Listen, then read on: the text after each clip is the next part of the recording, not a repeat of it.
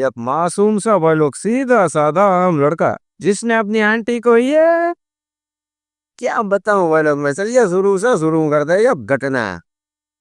कहानी की शुरुआत होती है हमें हेलन नाम के लड़के को देखते हैं जो कि पूरा डिप्रेशन में था क्योंकि उसकी माँ की मौत हो चुकी थी। और वैसे भाई लोग वो थोड़ा सा मतलब कि गांव होता है ऐसे जंगली एरिया में वो रहता था और घर के पास ही में एक नदी थी जिसमें गिरकर डूबकर उसकी माँ की मौत हो चुकी थी। हेलन को लगता था कि उसकी सौतेली माँ ने उसकी असली माँ को मारा है क्योंकि भाई लोग उसकी सौतेली माँ थी जो कि उसके पापा की मतलब कि उसके बाप की सेक्रेटरी थी।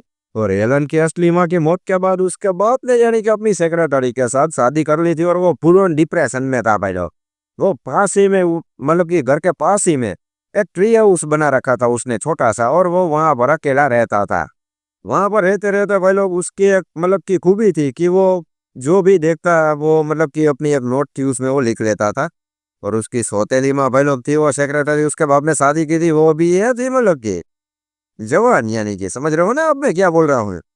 उसके लिए भी उसने थोड़ी से बवाल बातें लिखी थी। अभी एक दिन उस ट्री हाउस में एंट्री ले लेती है उसकी सौतेली माँ। और वहां पर उसके हाथ में पूछ जाती है वो डायरी और वो डायरी में देख लेती है कि इसमें देसी वैसी बाउली बातें लिखी है। अभी वहां पर भाई लोग थोड़ा सा समझ रहे हो ना माहौल बन चुका था दोनों के बीच में क्योंकि उसका वक्त तो बूढ़ा था हेलन का। और उसकी सौतेली माँ धीरे धीरे आती है हेलन के पास और वहां पर ये समझ रहे हो ना आप समझ लेना भाई लोग क्योंकि ये पीला निशान दे देते हैं वरना।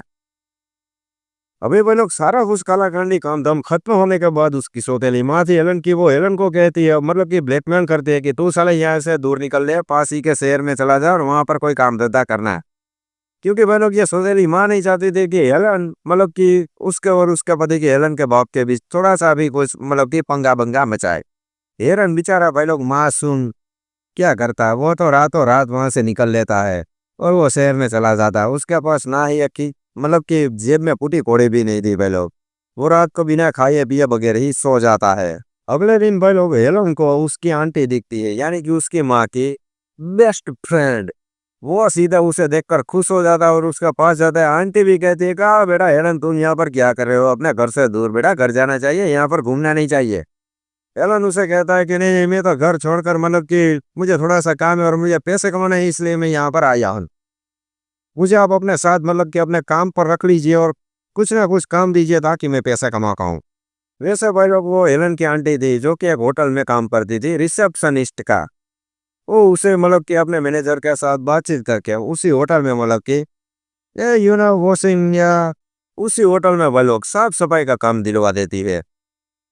सारा कुछ सेट था वो लोग हेलन भी काम कर रहा था हेलन को काम करने में मजा भी आ रहा था और सब कुछ सही था। वैसे वो लोग वो थोड़ा सा अपनी आंटी की ओर अट्रैक्ट भी हो चुका था क्योंकि जब भी वो फ्री होता तो वो उसी की ओर देखता। वैसे उसको पता नहीं था कि आंटी का घर किधर है। लेकिन एक दिन हेलन की आंटी थी जो कि अपना काम खत्म करने के बाद होटल से छुट्टी मिलने के बाद अपने घर पर जा रही थी और पीछे पीछे हेलन भी उसका छुपके से पीछा कर रहा था। और इन सभी के चक्कर में उसने अपनी आंटी का घर भी देख लिया था भाई लोग। जैसे ही बोलो घर के अंदर उसकी आंटी नहाने के लिए बाथरूम में जाती है तो एलन घर के अंदर एंट्री ले लेता है। वो जैसे ही खिड़की के पास जाता है तो सामने आता है बड़ा सा क्लॉक टावर। और उसी क्लॉक टावर के नीचे ही उसकी होटल थी जहाँ पर एलन और ये आंटी काम कर रहे थे। एलन समझ जाता है कि मुझे उस क्लॉक टावर पर डेरा डालना चाहिए यानी कि वहां पर मुझे रहना चाहिए ताकि मैं आंटी को क्लियर दूरबीन से देख सकूं। तभी आंटी बल्ब नहाकर बाहर आती है और हेलन खिड़की कूद कर वहां से वो भाग निकलता है। जैसे अभी तो भाई लोग हेलन का ये मतलब की प्लानिंग बन चुकी थी। वो हर रोज भाई लोग यही करता। वैसे पहले तो वो एक होटल के छोटे से कमरे में सो जाता था लेकिन अभी वो चुपके से क्लॉक टावर पर मतलब कि वहां पर कोई भी आता नहीं था वहां पर आने की किसी की भी इजाजत किसी को भी नहीं थी। लेकिन हेलन चुपके से वहां पर रात को सो जाता था और जब भी मन चाहता वो दूरबीन के जरिए अपनी आंटी को देखता था। अभी एक दिन की बात है भाई लोग आंटी के साथ था एक आदमी।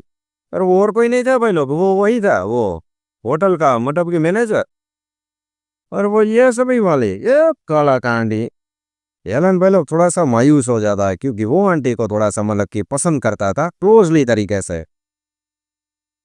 और वो भी था होटल का मैनेजर उसकी भी शादी हो चुकी थी उसके दो बच्चे भी थे इसलिए हेलन मतलब कि वहां पर ऐसा दुखी हो चुका था क्योंकि उसे उसकी माँ की याद आ रही थी। क्योंकि वही सब सीन उसकी माँ के साथ भी हुआ था क्योंकि हेलन के बाप तो अपनी सेक्रेटरी के साथ चक्कर था। और उसी चक्कर के बीच हेलन टीम और उसके बाप के बीच मतलब क्या थोड़ी सी फुल ऑन वाली फाइटिंग होती थी। और इन सभी के चक्कर में हेलन को लगता था कि ऐसे ही मेरी माँ गुजर गई है। 2-5 दिनों तक तो वह लोग ऐसा ही चला, क्योंकि हेलन देखता रहा है कि वहाँ आंटी के घर पर वो मैनेजर आता है।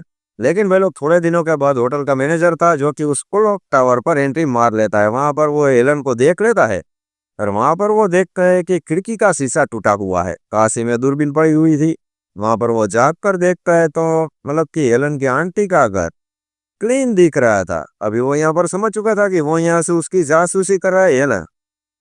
वो उसे मतलब कि थोड़ा सा डराने धमकाने लगता है मैनेजर हेलन को। मैं तुझे जॉब से बाहर निकाल दूंगा या इस शहर से बाहर निकाल दूंगा। लेकिन हेलन भी था भाई लोग चालाक लोमड़ी।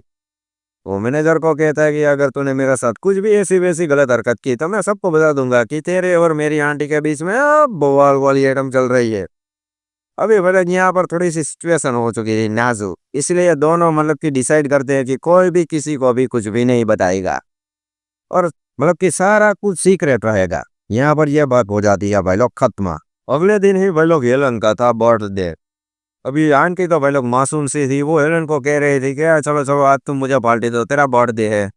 इसलिए भाई लोग शाम को सारे लोग मिलकर मतलब कि हेलन और उसका दोस्त और उसकी मतलब कि वो आंटी थी, वो तीनों मिलकर एक बार में जाते हैं। वहां पर वो ढेर सारी शराब पी लेते हैं मतलब कि वो तो हेलन का दोस्त तो था, वो तो भाई लोग पेट में ही वो तो फुलवन टल्ली हो चुका था, इसलिए वो तो वहां से निकल लेता है। अभी बचे थे हेलन और वो आंटी।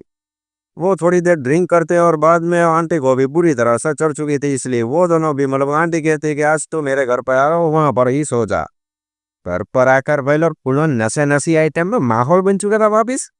अभी आए वो आंटी थी जो हेलन के पास जाने की मतलब कि उसके पास जाती है, लेकिन हेलन अभी ये सब करने के लिए तैयार नहीं था। आंटी भी समझ जाती है भाई लोग और दोनों मेंटेन डिस्टेंस रख कर एक ही बेड पर मतलब कि आराम से सो जाते हैं।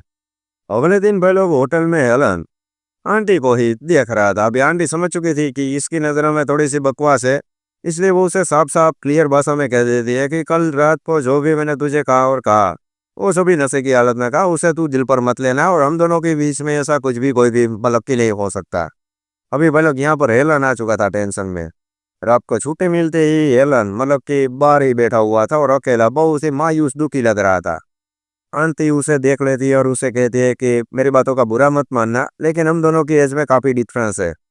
वैसे तो आ और हम दोनों घर पर खाना खाते और बाद में तुम मतलब कि अपने घर पर चले जाना या सो जाना। खाना वाना खाकर भाई लोग हेलन भी वहीं पर रुक जाता है और आंटी भी उसे अपने घर में ही रुकवा देती है, क्योंकि वो था फुल ऑन टेंशन में।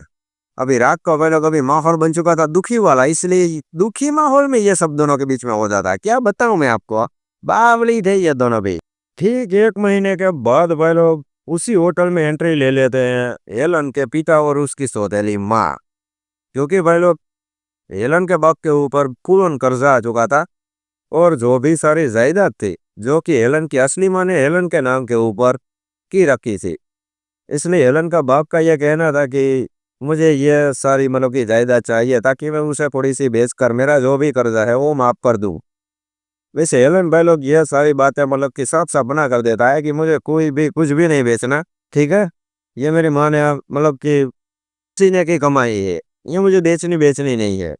लेकिन वह लोग वहाँ पर उसका बाप और उसकी सौतेली माँ समझाते हैं कि नहीं बेचनी तो कोई भी बात नहीं, हमें चाहिए भी नहीं और बेचनी भी नहीं है, लेकिन तू चल हमारे साथ और हमारे घर पर अपने घर पर हम सभी साथ में रहते हैं। हेलन भाई लोग यहाँ पर बहुत ही बुरी तरह से गुस्सा हो चुका था, क्योंकि उसे घर पर जाना नहीं था, लेकिन वहां पर होटल वालों ने भी फोर्स किया था, इसलिए वहां पर उसे जाना पड़ता है अपने घर पर।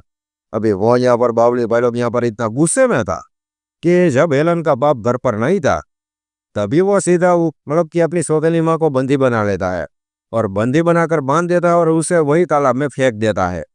वो भाई लोग धीरे धीरे डूबने लगती है, लेकिन हेलन तो थोड़ा सा विचार आता है कि ये जो कुछ भी मैं कर रहा हूँ वो सभी गलत है, इसलिए वो अपनी सौतेली माँ को भाई लोग वापिस उठा लेता है और किनारे पर आता उसे खोल देता है। और वो तो बेचारी इतनी डरी हुई थी भाई लोग बावली सेक्रेटरी उसकी सौतेली माँ कि वो तो वहां से फुलन भाग लेती है। तभी भाई लोग पीछे से आता है हेलन का बाप और वो हेलन को सारी मतलब की सच्चाई जाहिर कर देता है कि तुम्हारी माँ को किसी ने भी नहीं मारा है। आज मैं तुझे एक सच्चाई बताता हूँ कि तुम्हारी माँ को मतलब कि थोड़े पहले से ही टेंशन में थी और उसे डिप्रेशन की बीमारी थी, वो फुल ऑन डिप्रेशन में थी और डिप्रेशन के कारण ही उसने खुदकुशी कर ली थी इस नदी में डूब कर। उसने बेटा तुम टेंशन ना ले, किसी का भी कोई भी हाथ नहीं है यहाँ पर, कोई भी ऐसी सानपट्टी किसी ने की नहीं है। पहले यहाँ पर नीलम को भी समझ आ जाता है कि मैं जो कुछ भी जिस सब के बारे में सोच रहा था वो सभी गलत था। और बाद में वो ये एक्सेप्ट कर लेता है ये कि ये सभी मेरी फैमिली है और ये मेरा बाप का बाप है। अभी अब छोड़िए भाई लोग इसे। अभी सारा कुछ मामला सेट हो चुका था और सभी लोग मतलब कि मिलजुल कर रखने लगे थे। अभी मतलब यहाँ पर हो जाती है इस मूवी की एंडिंग। कैसी लगी है मूवी अपने भाई को बताना कमेंट में, और मैं मिलता हूँ अपनी वीडियो में। तब तक कहिए जय हिंद जय भारत।